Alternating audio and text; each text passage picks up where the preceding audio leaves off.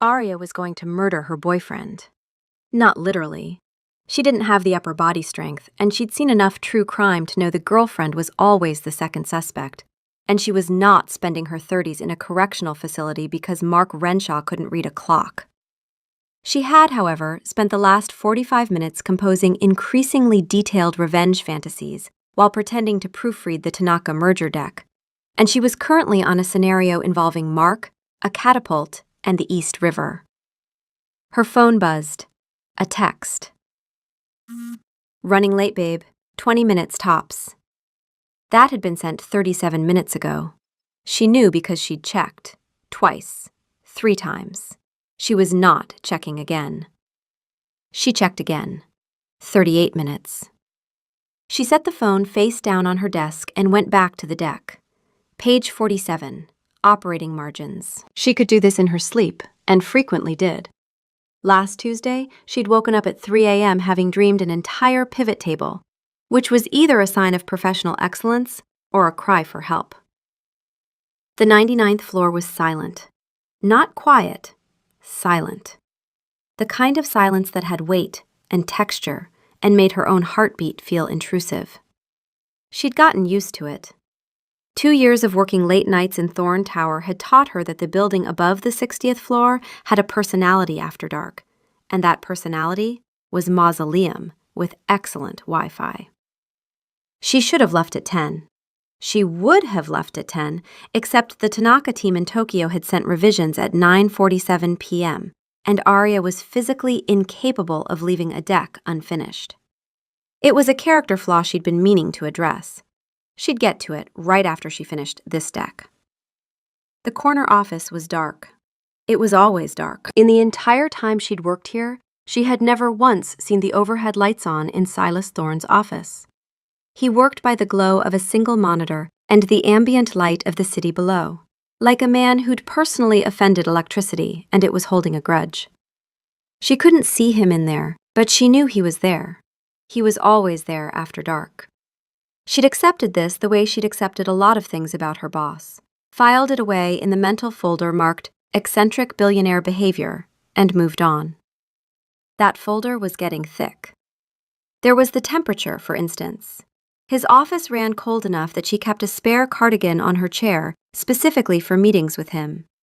Not the pleasant coolness of aggressive air conditioning, something else.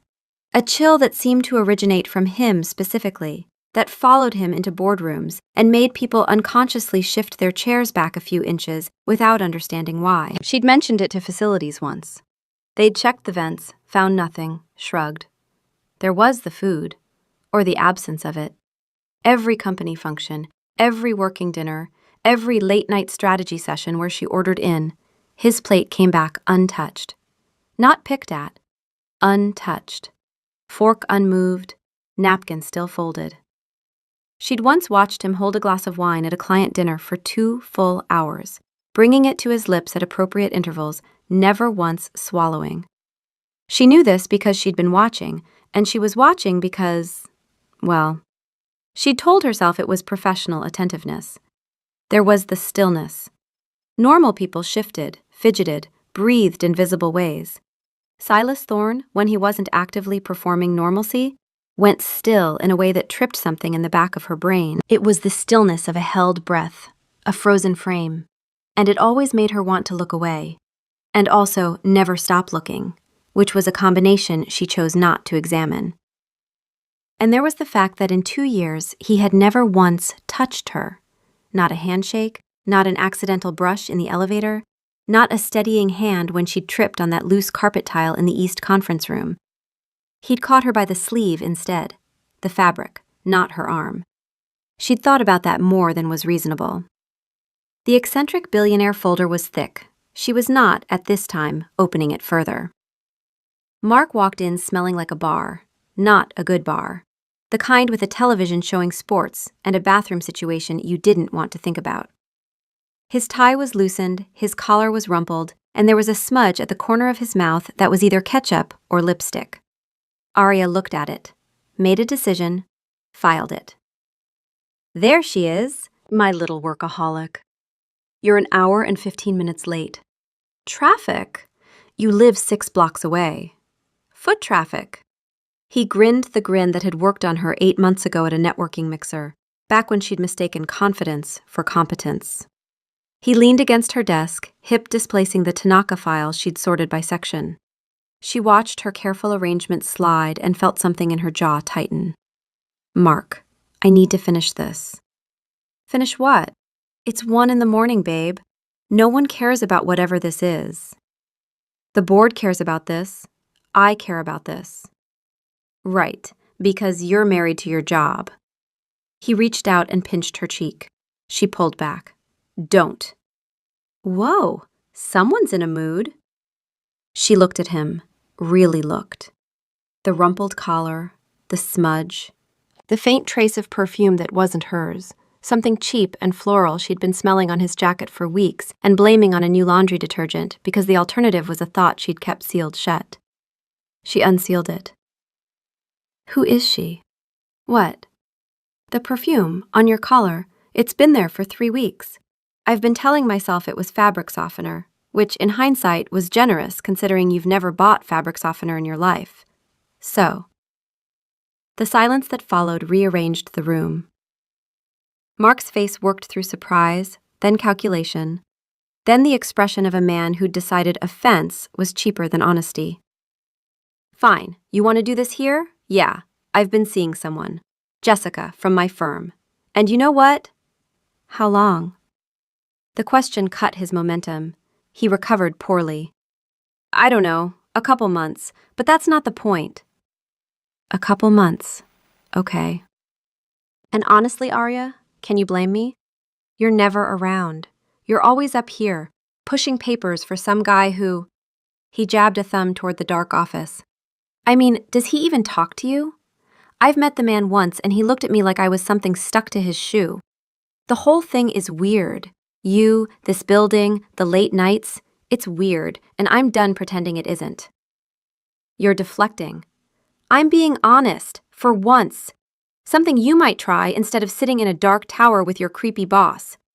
You know what your problem is? You're boring, Arya. You're just work. That's all you are. And Jessica? Jessica is actually fun. Jessica doesn't spend Saturday mornings color-coding a spreadsheet.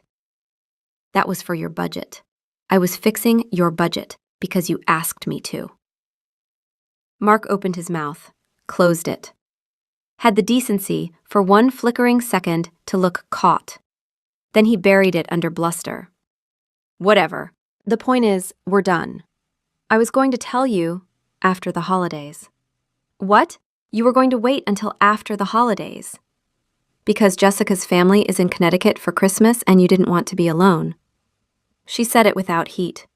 She said it because it was true and she could see the shape of it clearly now, the calendar of his cowardice, the timeline of his convenience. You've been planning this. You just didn't plan on getting caught tonight. Something ugly crossed his face. He was cornered, and cornered people do predictable things. You think you're so smart. You think because you work for a billionaire, you're special? You were a stepping stone, Arya, a good story. The girl who works for Silas Thorne. It opened doors. But the truth? You are the most boring person I have ever. The lights went out. Not dimmed, not flickered. Out. The overhead fluorescence died without warning, plunging the floor into sudden, total darkness. And then, just as quickly, the city light flooding through the windows caught the space in a cold blue wash, turning everything to shadow and geometry. The air temperature dropped so fast Arya could see her own breath. Mark stopped mid-sentence. His mouth hung open, the cruelty suspended, forgotten. What the? A sound. A single footstep on marble, precise, unhurried, coming from the dark office. Arya's body understood before her brain did. Every hair on her arms stood up. Her heart rate, which had been elevated from anger and hurt, did something entirely different. Something older, something that lived in the brainstem and didn't bother consulting the prefrontal cortex, the primal part of her brain, the part that had kept her ancestors alive on dark savannas, sent a single, clear signal. Something is here, and it is not like you. Silas Thorne stepped out of his office, and Arya understood, in a way she couldn't articulate, that she had never actually seen him before. The man she knew, the distant CEO, the terse voice on a quarterly call, the figure in a bespoke suit who moved through boardrooms like a cold front, was a costume. She was looking at what was under it. He stood in the bruised blue light from the windows, and he was completely, absolutely still. Not the professional stillness she'd catalogued in her eccentric billionaire file. A different thing. The stillness of something that did not need to breathe and had stopped pretending. His eyes were on Mark, just on Mark. And Mark, who had been swaggering and mean 10 seconds ago, took a step backward without appearing to decide to. Mr. Thorne, we were just leaving. Silas didn't look at him the way a boss looks at a trespasser. He looked at him the way something looks at something smaller from very far above. Then he moved, not walked. There was no transition, no visible acceleration. He was at the doorway, and then he was at the desk terminal, and Arya's brain refused to supply the frames in between. His fingers touched the keyboard. A call connected. A voice answered. Male, European. Alert despite the hour. Liquidate Innovest Solutions. Freeze the personal accounts of Mark Renshaw. Tonight. At once. The call ended. An email composed itself on the screen faster than anyone could type, sent itself, vanished. Silas's hands left the keyboard and returned to his sides, and the whole thing had taken less than 15 seconds. You can't. Silas looked at him for the first time, and Arya watched Mark flinch like he'd been struck. She understood why. Those gray eyes, the ones she'd spent 2 years studying in peripheral glances, were wrong. Not the color, the quality. They were too focused, too steady, holding Mark with a precision that didn't look like concentration. It looked like targeting. Your company is dissolved. Your credit is suspended. Your professional network has been notified of a compliance concern that will take longer to disprove than your savings will last. I suggest you begin making arrangements. You can't just... Security. The elevator chimed. 2 guards stepped out. They flanked Mark without a word and took his arms. Arya noted that they hadn't been called on any visible intercom, that the elevator had arrived impossibly fast from 99 floors below, and that neither guard looked at Silas directly. This is insane. Arya... Good night, Mark. The elevator doors closed. Silence. Arya stood behind her desk and stared at her boss, and she could hear her own pulse in her ears, and she could hear the building's ventilation system cycling, and she could hear the very faint creak of the tower swaying in high-altitude wind, and she could not hear Silas Thorne breathing. She watched his chest. 15 seconds. 30. A minute. It didn't move. Not once. She was staring openly now, and she didn't care, because the eccentric billionaire folder in her head had just caught fire, and the contents were rearranging themselves into something that made terrible, impossible, completely logical sense. The temperature, the darkness, the untouched plates, the wine glass raised but never swallowed, the meetings only after sunset, the pallor that she'd attributed to a man who never saw daylight because he never saw daylight. The way he'd crossed the room just now without her eyes being able to track the movement. The way the guards wouldn't look at his face, the way his hand had caught her sleeve, not her arm, as if touching her skin was something he couldn't risk. She was thinking very fast and very clearly, and underneath the clarity was a fear so fundamental it didn't feel like emotion. It felt like physics, like gravity. You're not breathing. Silas was still. The city light caught one side of his face and left the other in shadow. He looked young. He'd always looked young, but in this light the youth wasn't reassuring. It was fixed, permanent. A face that had looked exactly like this for a long time, and would look exactly like this for longer. No. How long have you not been breathing? I don't require it. I do it out of habit when others are watching. I wasn't watching myself just now. Because you were busy destroying someone's life. Yes. The honesty was almost worse than the act. No justification, no posturing, just confirmation. She gripped the edge of her desk. Her hands were shaking, and she needed them to stop. Why? Why did you do that? He's a bad boyfriend. People don't get their lives erased for being bad boyfriends. Something changed in his face. The void of expression cracked, briefly, and what was underneath was not what she expected. Not anger, not possessiveness. Something that looked terribly like pain. He was cruel to you, in the place where you have built something real, where you have been excellent every day while he has been nothing. His voice was low and rough, and it cost him something to say it. She could see the cost in the way his hands, hanging at his sides, were rigid, controlled, holding something back. I have tolerated his inadequacy, his lateness, his inability to see what he had. But I will not tolerate that. Not here. That's not a normal response.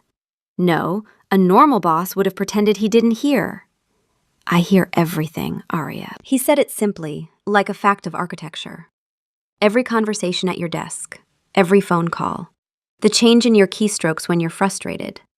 I hear it because... He stopped, restarted. I hear it. She noted the unfinished sentence, filed it. The lights. When you came out of your office, they didn't flicker, they died. The temperature dropped 10 degrees. Was that you? Yes. How? I lost control of it. It won't happen again. That's not what I asked. I asked how. He was watching her with that too focused gaze, and she realized he was surprised. Not that she was asking, that she was still here. That she was pressing forward instead of running for the elevator. She filed that too. There are things about my condition that affect the environment when my control slips. Temperature, electrical systems. It is usually imperceptible. Tonight, it was not. Condition. She turned the word over. He'd chosen it carefully, the way he chose everything. Not nature, not species. Condition. Clinical. Containable. A word designed to make her comfortable. She decided she didn't want comfortable. You moved across this room without me seeing you move. You made a phone call, and a man's entire financial life was gone in 15 seconds. Your security team came to this floor before being called, and neither of them would look at your face. You keep your office dark, you never eat, you never go outside during the day, and you are, right now, not breathing, and your chest has not moved since you stepped into this room. She laid each observation out like evidence on a table, methodical, the way she'd build a case in a presentation. She was aware, distantly, that she was doing this because if she stopped being analytical, she would start being terrified, and she was not ready to be terrified yet. She had more questions. What are you? The silence that followed had a quality she'd never experienced. It was the silence of something very old, deciding how much truth a person could hold. She watched his face, that fixed, young face, and saw him weigh it. Saw the calculation, how much, how fast, how carefully. And then he did something she did not expect. He opened his mouth slightly, and she saw, in the cold blue light of the city unmistakably, the tips of his canines lengthen. Not dramatically, not a horror movie transformation. A subtle extension, maybe a centimeter, the teeth sharpening to points that caught the light like polished bone. He held the expression for a beat, long enough for her to see, to be certain, and then closed his mouth. His face returned to its composed stillness. He hadn't said a word. He'd shown her. Arya's legs made a decision her brain hadn't authorized. She sat down. The chair rolled under the impact, and she let it, because she was currently renegotiating her understanding of reality, and she needed to be closer to the ground for that. Okay.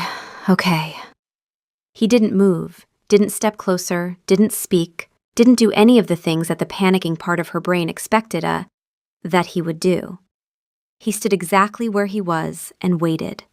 The patience of it was its own kind of terrifying.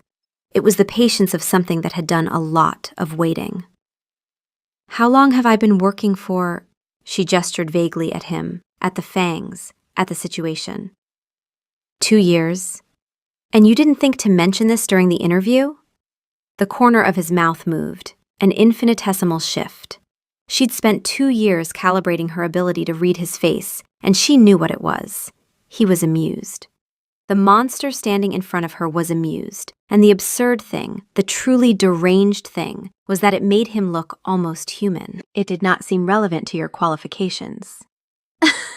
She heard herself laugh. It was short and high and slightly unhinged. She pressed her hand over her mouth, and the laugh turned into something that was dangerously close to a sob, and she held it there, behind her palm, and breathed through it. I need you to not come any closer. I will not.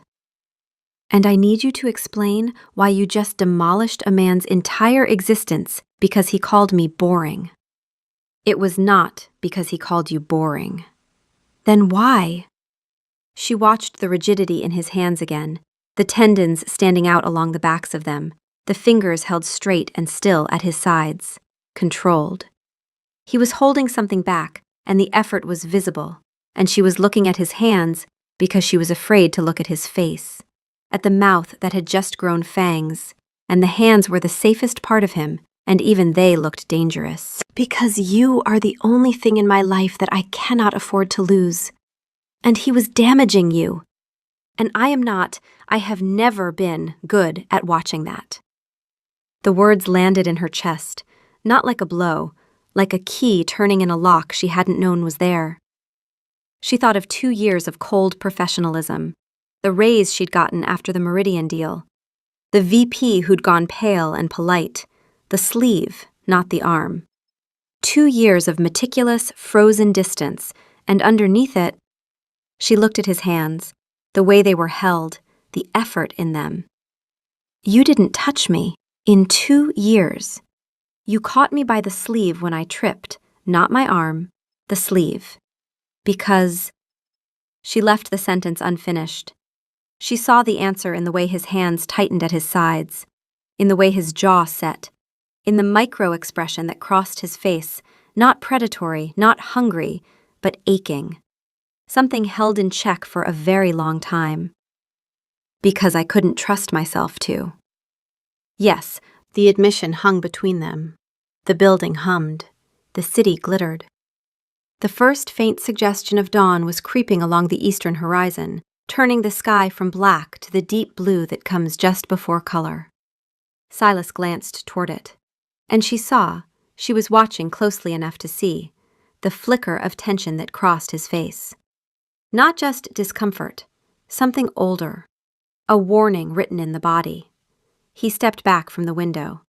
It was a small movement, instinctive, away from the light, toward the dark interior of his office. And Arya, sitting in her desk chair with her heart hammering and her world rearranged, watched him do it, and understood what she was seeing with a clarity that was almost calm. He was afraid of the sunrise, not the way a person with migraines avoids bright light, the way prey avoids predators, the way a living thing avoids the thing that can destroy it. The dawn was coming, and her boss, the thing that her boss actually was retreating from it. She stood up. Her legs were steadier than she'd expected. She picked up her bag, her coat, the Tanaka deck she'd been proofing when the world was still normal. She tucked the deck into her bag because she was going to finish it, because she was who she was, because some things did not change just because your boss had fangs. I'm going home. I'm going to sleep, because unlike some people, I need to. I'm going to wake up tomorrow and I am going to have a very large coffee and probably a minor existential crisis. And then... She stopped, looked at him. He was standing at the edge of the shadow, the city light catching one side of his face, the darkness holding the other. He looked young. He looked like her boss. He looked like something else entirely, something she didn't have a complete framework for yet, but was building piece by piece, observation by observation, the way she built everything. The board meeting is Thursday. I'll have the Tanaka deck ready by then. Something passed through his expression that she almost missed. A fracture. The briefest lapse in that iron composure. As if the thing he'd expected her to say was, "I quit," and the thing she'd actually said had broken something open. Thursday. After sunset, presumably. After sunset, he confirmed. His voice was rougher than it had been. She walked to the elevator, pressed the button. The doors opened, immediately, as always, as if the building knew what he wanted before he wanted it. She stepped in, turned around. He hadn't moved. He was standing exactly where she'd left him, a still, dark figure at the border between shadow and light. And behind him the sky was turning the faintest shade of gray, and she could see that he was aware of it without looking, aware of the light coming the way you're aware of a sound that's getting closer. Silas. He looked at her, the gray eyes, the young face, the absolute stillness that she was never going to unsee. Thank you for the sleeve. The doors closed. The elevator fell. 99 floors of silence and recycled air, and the faint mechanical hum of descent. Arya leaned against the back wall and pressed her forehead to the cool metal and closed her eyes and breathed. Her hands were still shaking. Her heart was still hammering.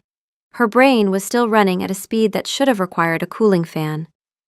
She was going to be fine. She was going to go home and sleep and have that existential crisis and finish the Tanaka deck, because the Tanaka deck was due Thursday and she did not miss deadlines, not for bad boyfriends and not for whatever Silas was.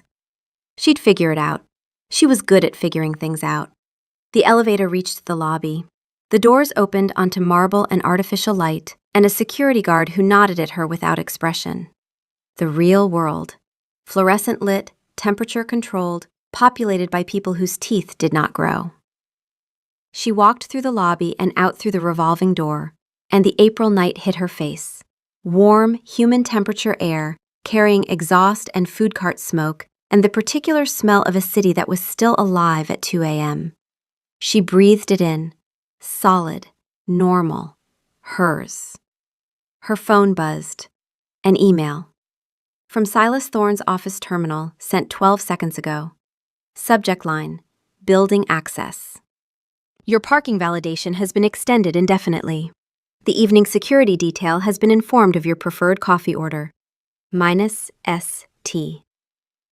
She stared at the email, read it again. A vampire. She could think the word now, outside in the warm air, with her feet on actual concrete. A vampire had just sent her an email about parking validation. She laughed. It came out watery and exhausted, and it felt like the first real thing she'd done all night. Then she put her phone in her pocket and walked toward the subway. And behind her, Thorne Tower rose into the graying sky like a fang. And somewhere on the 99th floor, something that was not a man stood in the dark and listened to the sound of her footsteps fading. And the distance between them was already a kind of ache, and the dawn was coming, and he let it come. Thursday. Thursday came. Arya walked into Thorne Tower at 7:15 p.m., carrying the Tanaka deck in a manila folder and a list of 43 questions in the Notes app on her phone. She had spent the intervening days in a state she could only describe as aggressive normality. She had gone to work on Wednesday. She had attended a team meeting. She had eaten a sandwich at her desk and replied to emails and done all the things a person does when their understanding of biology has not been recently demolished. She had also, at 2 in the morning on Wednesday, sat on her kitchen floor and cried for 20 minutes, which she'd scheduled and which she considered a healthy use of her time. The lobby was the same. The elevator was the same.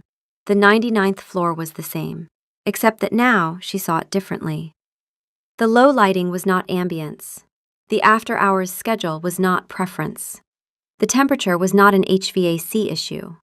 Everything she had categorized as eccentric was, in fact, survival. She was walking into the habitat of a predator, and she was carrying a merger deck and a list of questions. Because she was Arya, and that was how she processed things. He was at his desk. The office was dark, as always. He didn't look up when she entered, which was so perfectly normal that she almost laughed.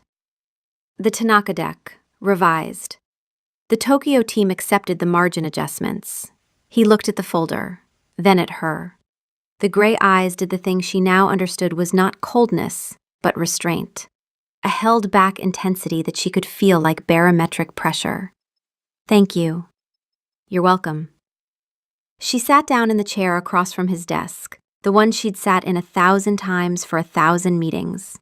She crossed her legs. She unlocked her phone. "I have 43 questions." Something shifted in his expression. 43?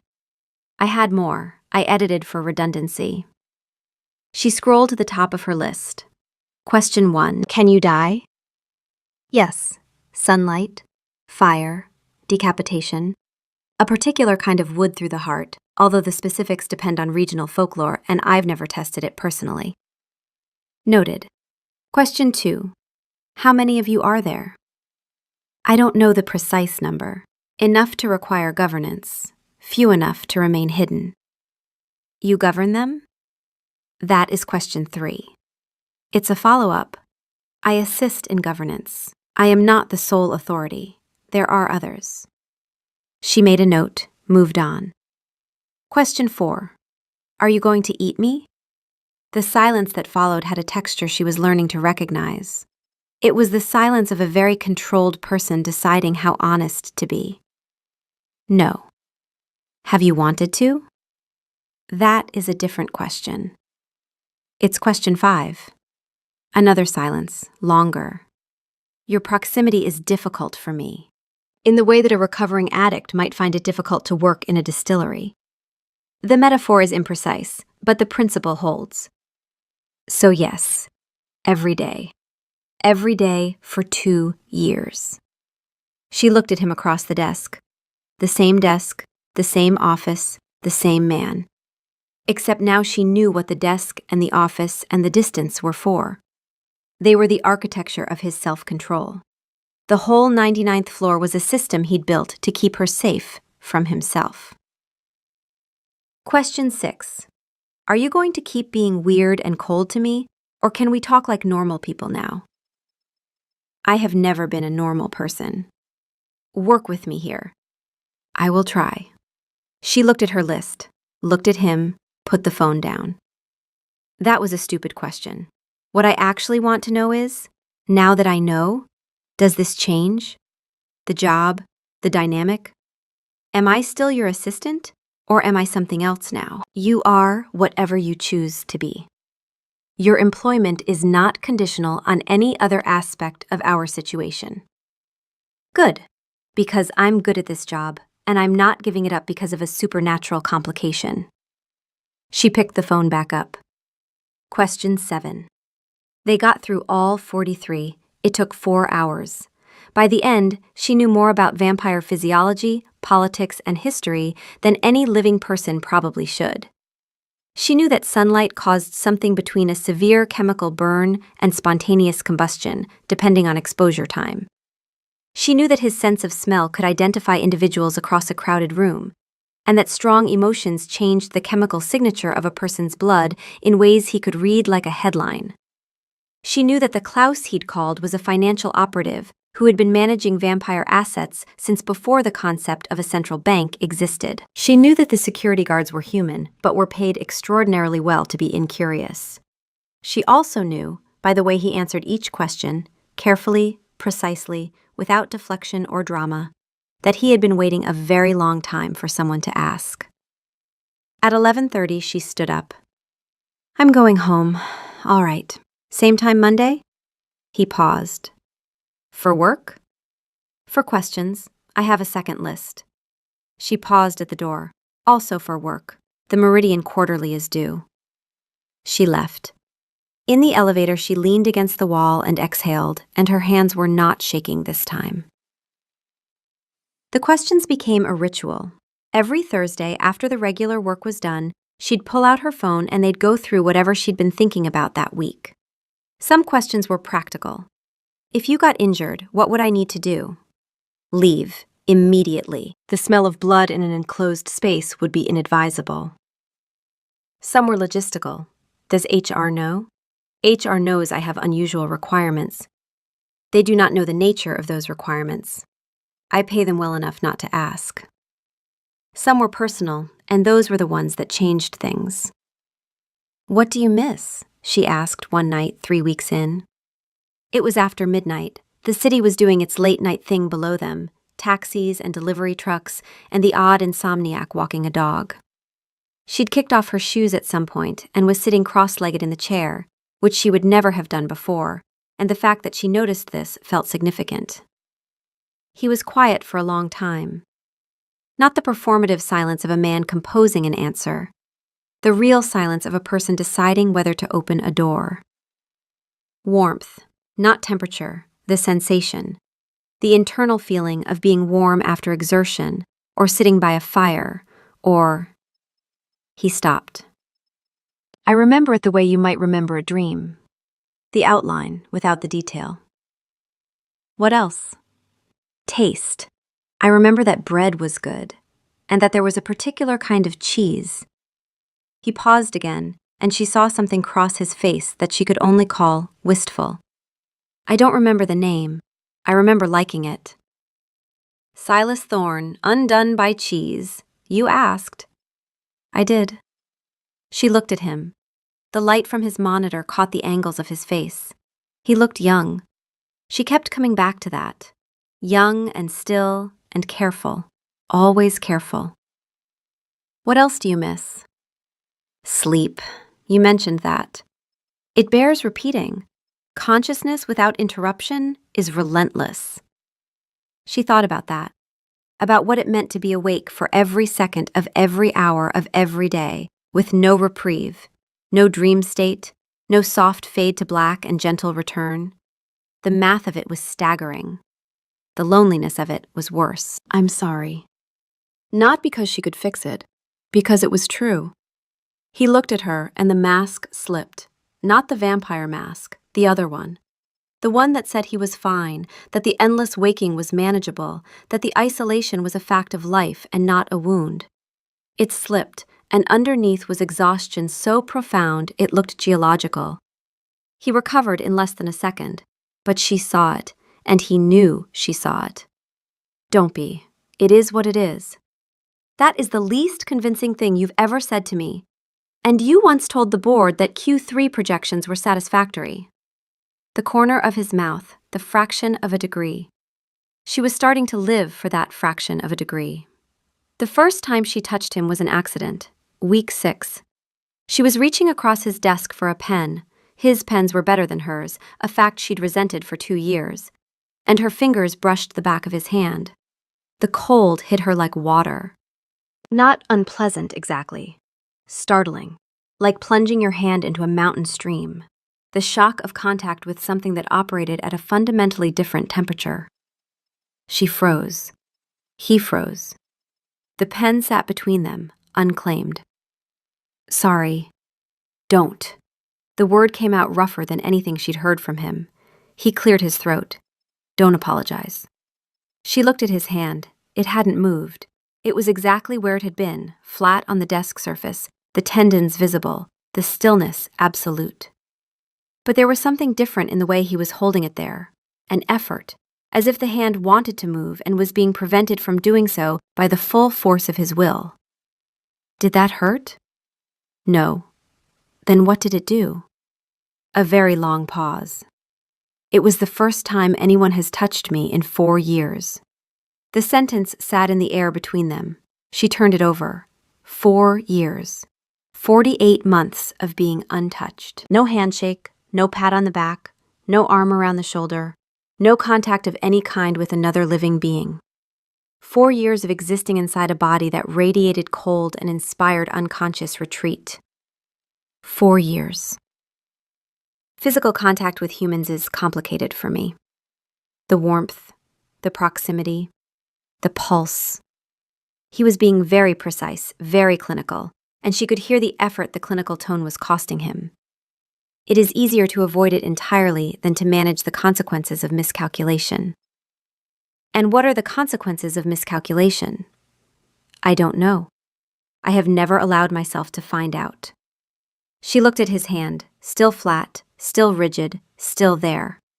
She reached across the desk again, slowly this time, deliberately. She placed her hand over his, palm to knuckle, warm to cold, living to whatever he was. The cold rushed up her arm. She held steady. His hand underneath hers was marble, smooth, hard, unnaturally still. And then, so gradually she almost missed it, the rigidity eased, the tendons softened, the fingers, pressed flat against the desk, curled slightly. Not to grip her hand, just to acknowledge it, the smallest possible movement toward her. He didn't look at her. He was looking at their hands. She watched his face and saw something she had no name for, an expression so raw and unguarded that she felt she was seeing something private, something he hadn't shown anyone, something she wasn't sure he'd shown himself. Is this okay? Yes, this is okay. They stayed like that for a long time. Neither of them moved.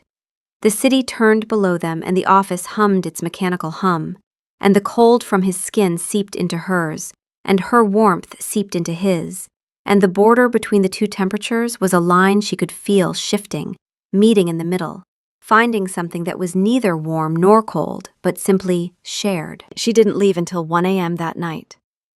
At the elevator, she turned around as she always did now. Same time Thursday? Same time Thursday. In the elevator, she looked at her hand, the one that had touched his. It was still cold, not painfully, just noticeably, as if it had been dipped in water and hadn't fully dried. She closed her fist around the sensation and held it all the way home. The relationship, and she had started calling it that privately, in the part of her brain where she kept things she wasn't ready to say out loud, developed in a way that felt less like falling and more like building, piece by piece, observation by observation, the way she built everything. He began leaving his office door open when she worked late, which was most nights now. Not as an invitation, as a removal of a barrier. The dark room was no longer a locked vault. It was just his office, with him in it, and her in the antechamber, and the open door between them was a bridge. She learned his habits. He read voraciously, history, philosophy, occasionally something she caught him reading on his tablet that looked suspiciously like contemporary fiction, which he minimized too quickly for someone with preternatural reflexes, and which she chose not to comment on because the mortification on his face was too enjoyable to ruin. He paced when he was thinking, though pacing for him was an unnervingly smooth back and forth that made him look like a screensaver. He had opinions about architecture, strong ones, and once delivered a 12-minute monologue about the structural failures of a building across the street that she hadn't asked for but found herself unable to interrupt.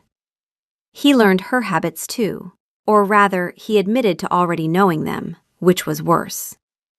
"You hum when you're concentrating," he said one evening, apropos of nothing. "I do not." "You do. It's not a song, it's a tonal pattern, approximately B-flat. You've identified the key?" "I have perfect pitch. It was unavoidable." "That is deeply strange, Silas." "I am aware." She discovered his sense of humor by accident.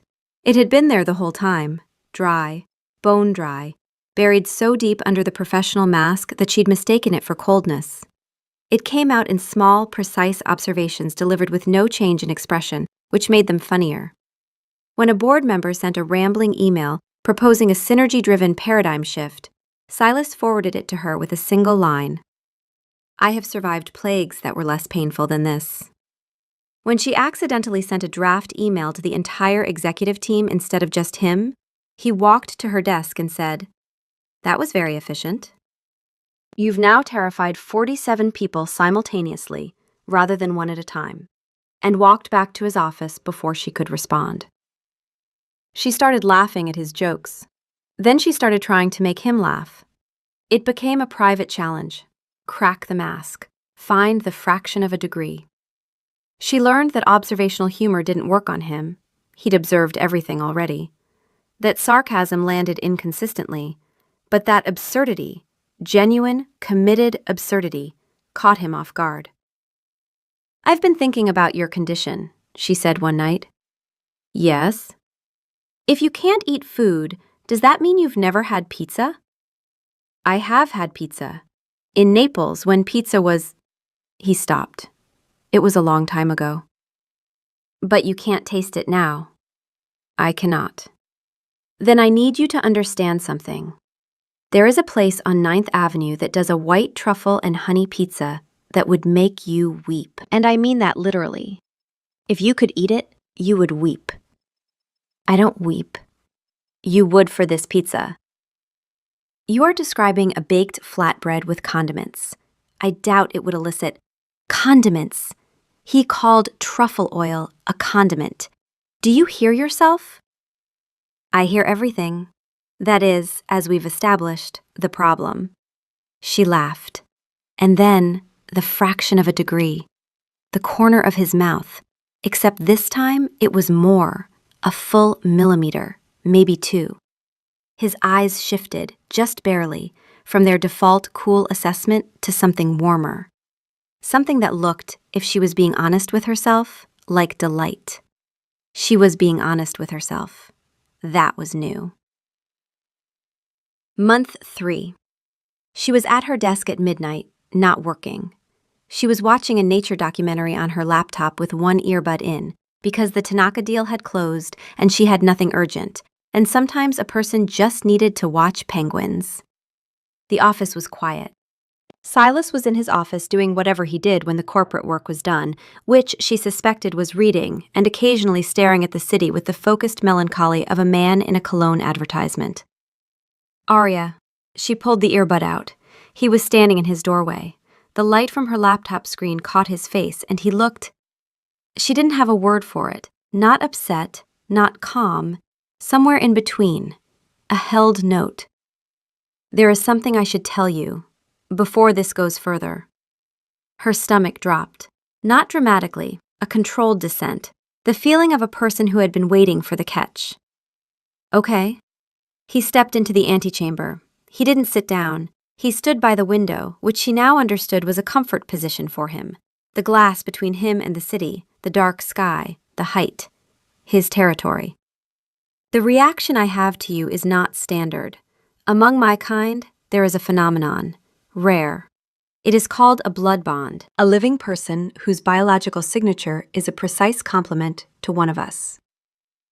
He was using his clinical voice, the one that cost him. Proximity to this person eases the condition of what we are, the sensory deprivation, the cold, the void. And I'm that person. Yes, she sat with it. The word was smaller than she'd expected. She'd been building towards something like this for weeks.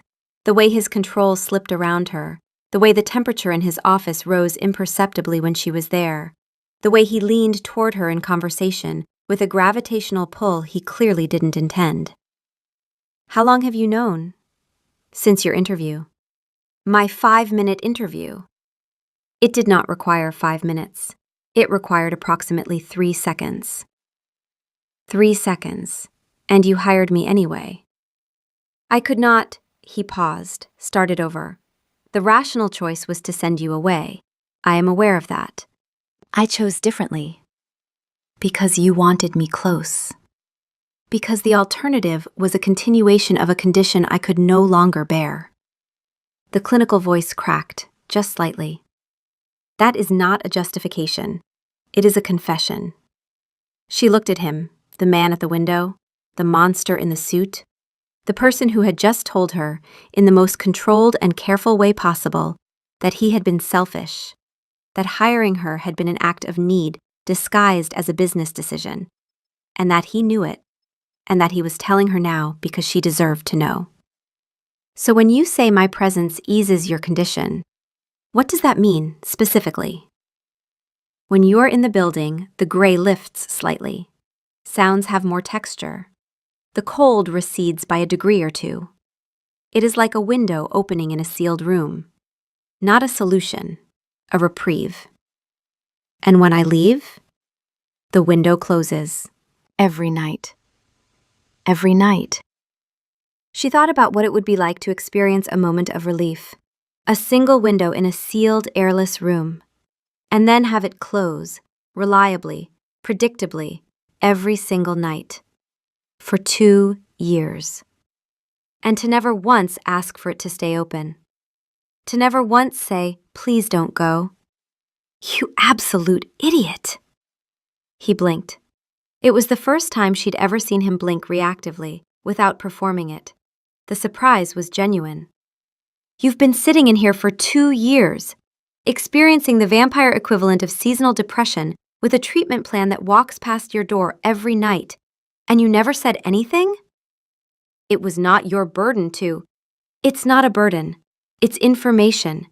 Information I could have used to, I don't know, occasionally stay an extra hour? Bring you a coffee you can't drink but that apparently smells nice? Not schedule my vacation during your worst months?" "You would have done that?"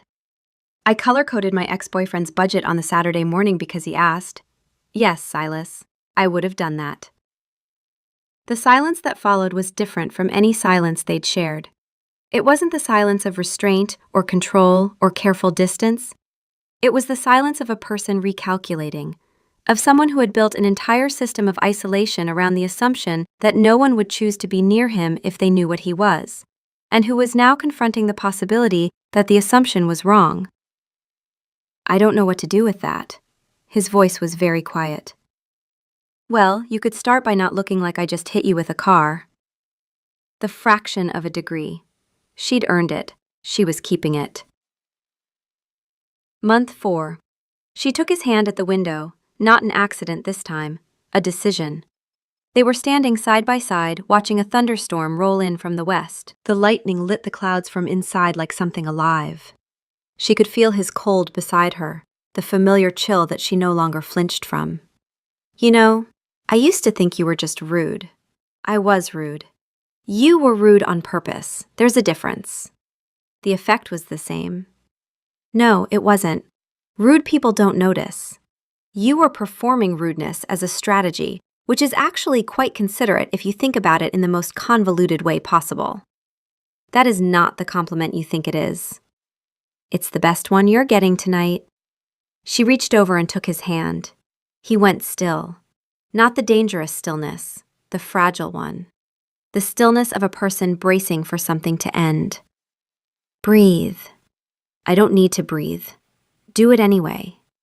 He took a breath, unnecessary, mechanical, and she watched his shoulders move with it. His hand in hers was cold and solid, and very carefully, very deliberately, still. "I'm going to keep doing this, the hand thing. Just so you know, it's not a one-time event. I am establishing a pattern." "Noted. And at some point, I'm probably going to do something more alarming, like hug you. I want you to be emotionally prepared." "I will attempt preparation." "Good." The lightning flashed. The city went white and blue for a fraction of a second. His hand in hers was still cold, but the rigidity was gone. His fingers had curved around hers, gently, barely there, as if he was holding something that might break. She held on tighter. Month 5. She hugged him. She'd warned him, so it was technically not a surprise. But the sound he made, a short, sharp intake of breath through lungs that didn't need air, suggested he had not, in fact, been emotionally prepared. It happened on a Wednesday. Not a special Wednesday, a regular, unremarkable Wednesday at 11:40 p.m., after a conference call with Singapore that had gone long, and a document review that had gone longer, and a comfortable silence in his office where she'd been reading on his couch. His office had a couch now, because she'd told facilities to put one there, and facilities had learned not to question anything that came with Arya's name attached. She stood up to leave. He was at his desk, not looking at her, which she knew by now was a deliberate act of self-preservation. Looking at her when she left was the hardest part of his night. She knew this because she'd asked, and he'd told her, in the most clinical and devastating way possible. "Watching you leave activates every instinct I have. It is easier to not watch." So she walked around his desk instead of toward the door. He looked up, startled. She stood in front of him. He stood up because he was constitutionally incapable of sitting while she was standing, a quirk she attributed to either vampire instinct or really old-fashioned manners. She put her arms around him. The cold was immediate and total. It was like embracing winter. His body was hard and still, and she could feel the absence of a heartbeat against her own chest, which was hammering so loudly she was certain he could hear every frantic, embarrassing beat of it. His arms were at his sides, rigid, the familiar restraint. "I'm hugging you. This is what's happening. I am aware.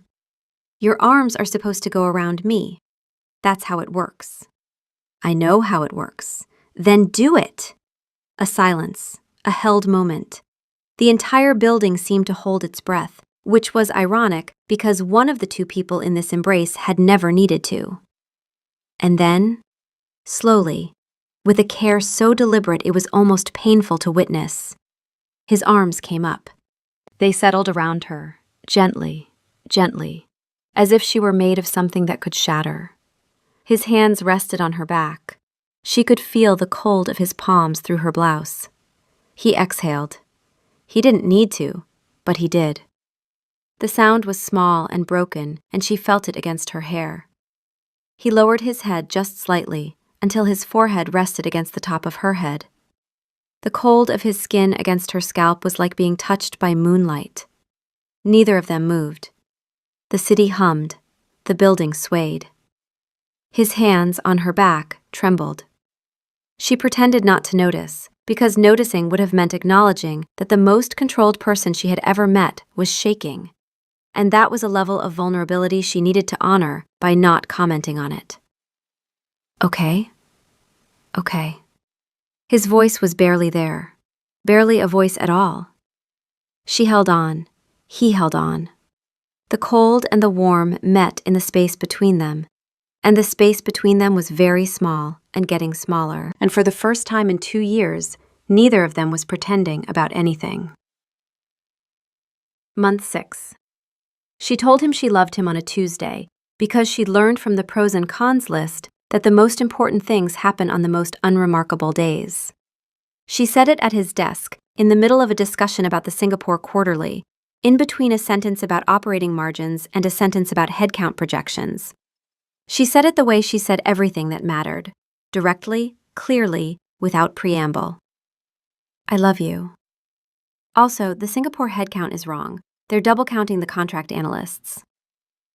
The silence that followed was the longest she'd experienced since the night of the fangs. She watched his face and saw the mask not slip but dissolve. Not the vampire mask, and not the CEO mask, and not the "I am fine" mask, but all of them, simultaneously, collapsing like a building that had been quietly condemned for years and had finally been given permission to fall. Aria! And her name on his lips was nothing like it had ever been. It was not the clipped aria of the boss, or the careful aria of the man trying to maintain distance. It was a sound she had never heard before, raw and new and astonished, as if the word itself had surprised him by existing. "You don't have to say it back. I know you feel it. Your left hand twitches every time I walk into the room. Your eyes track me before you realize they're doing it. You adjust the temperature in my office by 2 degrees every morning before I arrive, which you think I haven't noticed, and I have, for months. I don't need the words.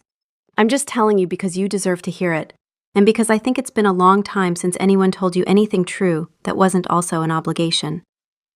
He looked at her, the gray eyes, the young face. The stillness that she had learned over 6 months was not cold but careful, not absence but abundance held in check. "It has been a very long time. It did not require 5 minutes. It required approximately 3 seconds. But I do love you. I have loved you since a 5-minute interview in which you told me my filing system was inefficient and needed restructuring. It did need restructuring. It did. And I loved you for saying it." He paused. "I also love you for the penguins. You heard me watching the penguin documentary?" "I hear everything." "That is invasive and romantic in approximately equal measure. I will take it." She smiled. He looked at her smile the way a person who has been in the dark for a very long time looks at a candle, not reaching for it, not blowing it out, just watching the light and letting it be there. Thursday. I'll have the Singapore revisions. Thursday. At the elevator, she turned around. He was standing in his doorway. Not in the shadows, in the doorway. visible, present, letting himself be seen. Silas? Yes. Your left hand is twitching. He looked down at his hand, looked back at her, and the fraction of a degree became something larger, something that rearranged his entire face, something she would have called a smile if the word were not so inadequate for what she was seeing. She stepped into the elevator, the doors closed, and she smiled too, alone in the falling box, 99 floors above a city that didn't know and didn't need to. Because some things were better kept between two people, even if one of those people was technically dead. Arya had been dead for 11 minutes, and she was already annoyed. Not about the dying part. The dying part had been fine, actually. Quiet, like falling asleep on a long flight, except the flight was your entire biological existence, and there was no beverage service. She'd been holding Silas's hand, which had been cold, as always, and at some point the cold had stopped being something she felt against her skin and started being something she felt as her skin. And then there had been a gap, like a skipped track, and now she was lying on the velvet settee in his office, and the ceiling looked different. Not different, same ceiling, same recessed lighting, same vaguely corporate shade of gray.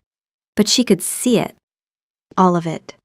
Every imperfection in the plaster, every microscopic ridge in the paint, every dust mote suspended in the air like a constellation she'd been living under for 2 years without knowing it was there. The resolution of reality had been upgraded without her consent, and she needed a minute to adjust her settings. "How do you feel?" Silas asked.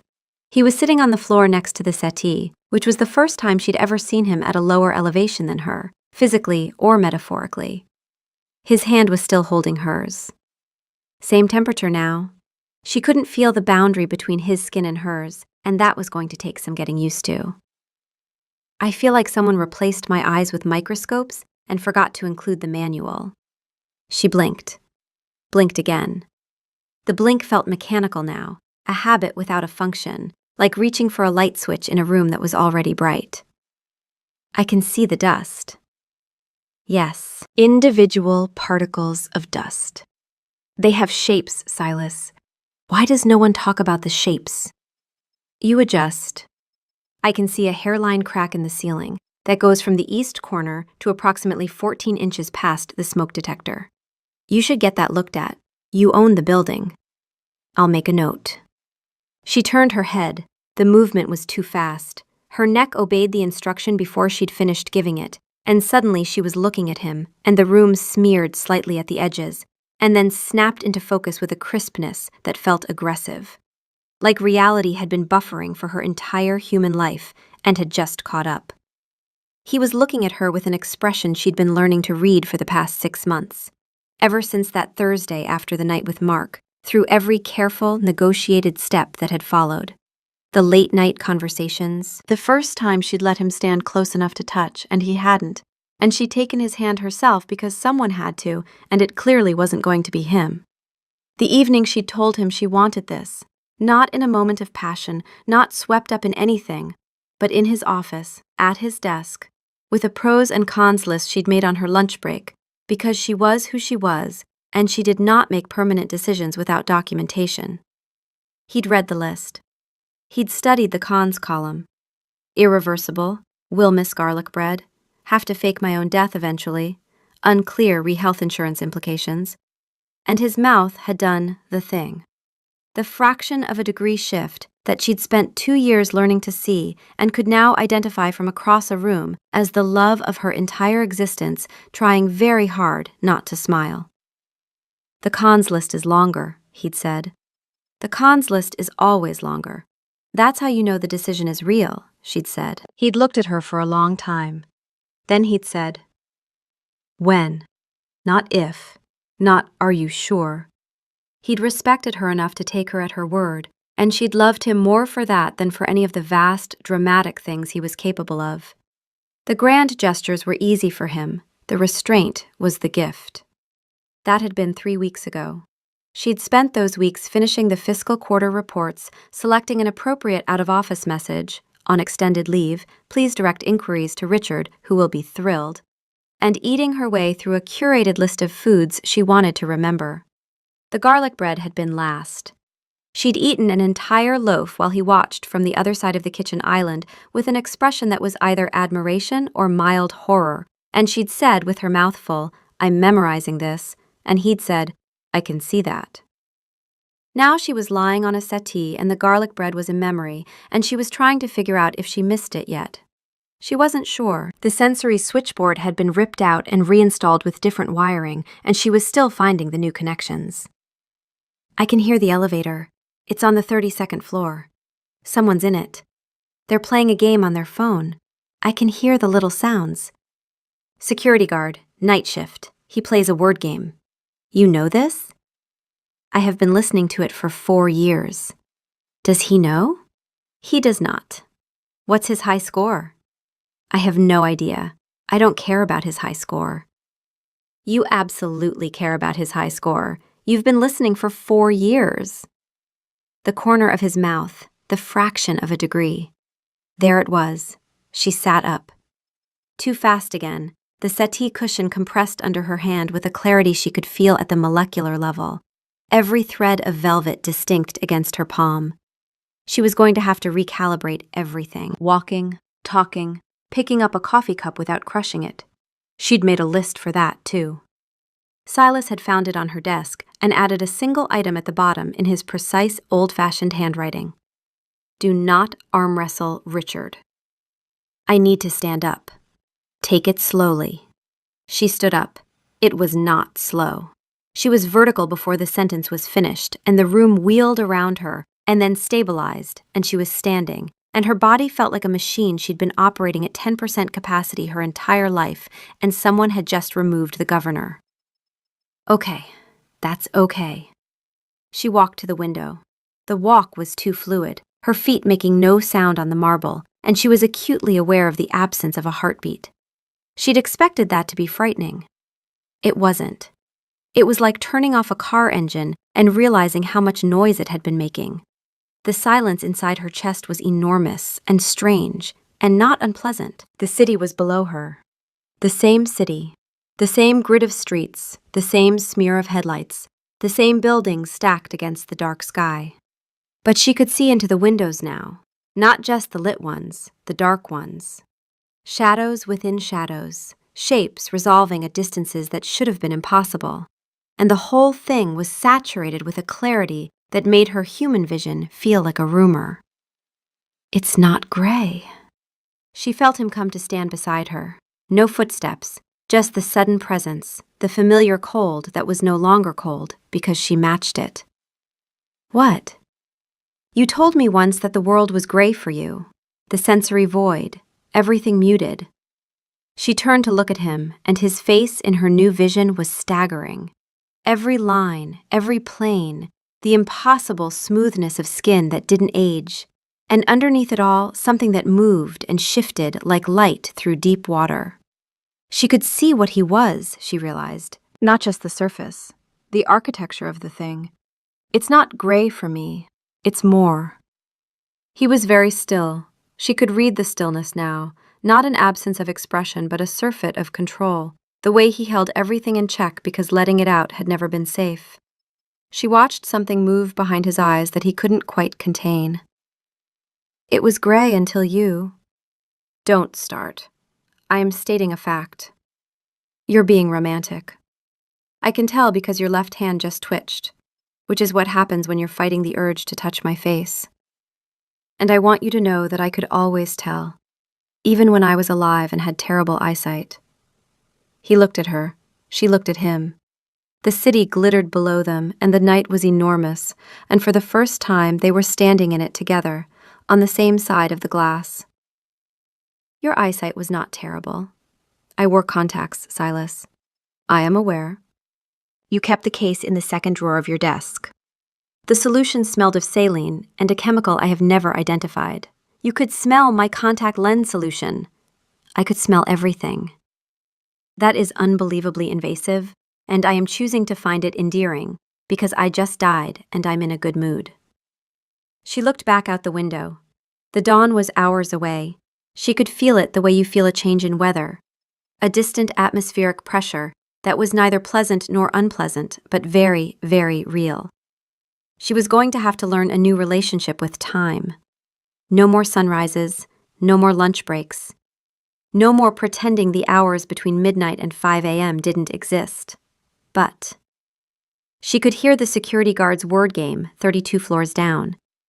She could see a pigeon roosting on a ledge 11 blocks away. She could feel the building swaying, not from wind, but from the movement of the earth itself, a rotation too slow for human bodies to detect, but perfectly perceptible to whatever she was now. The world was not smaller, it was incomprehensibly large, and she had time. I have a question. Yes. My out-of-office message says I'm on extended leave. I have approximately 9 working days before HR starts asking questions. What's the plan? I've prepared documentation. A medical leave followed by a position transfer to our Singapore office, which operates exclusively at night due to my stated preference, followed by a gradual public withdrawal over 18 months. Your social media accounts will be managed by a service I use. Your apartment lease will be terminated by proxy. Your mother will receive a phone call from you every Sunday, which we will need to practice because your voice has changed. My voice has changed? It is slightly lower, and there is a resonance that was not there before. Is it weird? It is the best sound I have ever heard, and I have heard a great deal. I said don't start.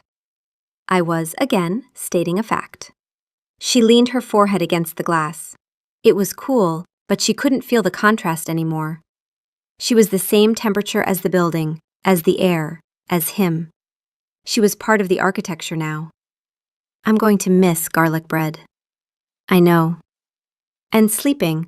I think I'll miss sleeping. You may. And the thing where you get into a hot shower and the water is just exactly right, that specific moment. He was quiet for a beat. I don't remember that one. It's good. It's the best one. Hot water on tired shoulders after a long day. She closed her eyes. The darkness behind her eyelids was not dark.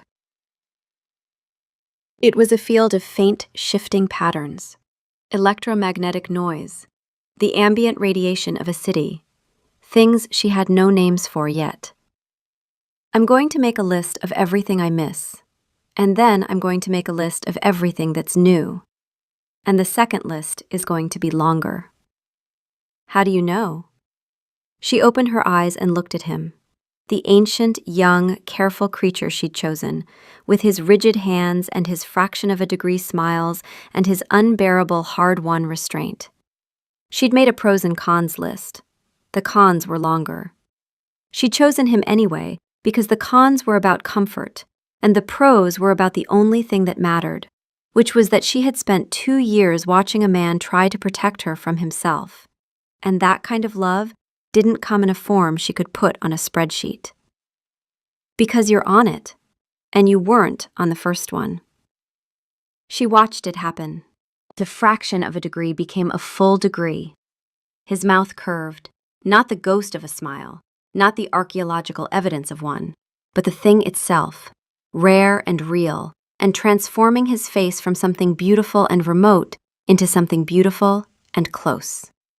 That was romantic. I know, I'm allowed. I just died. He laughed. She had never heard him laugh. It was short and quiet, and it sounded like something that hadn't been used in a long time and was surprised to find itself still functional. She decided immediately that she would spend whatever time she had, and she had a lot of it now, making that sound happen again. The night stretched ahead of them, the first of many. The city hummed below, and the tower stood above.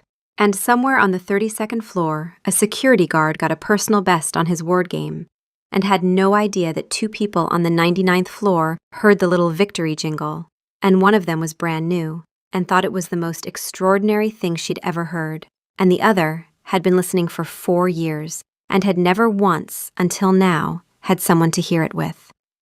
Thursday had been the beginning. This was the rest.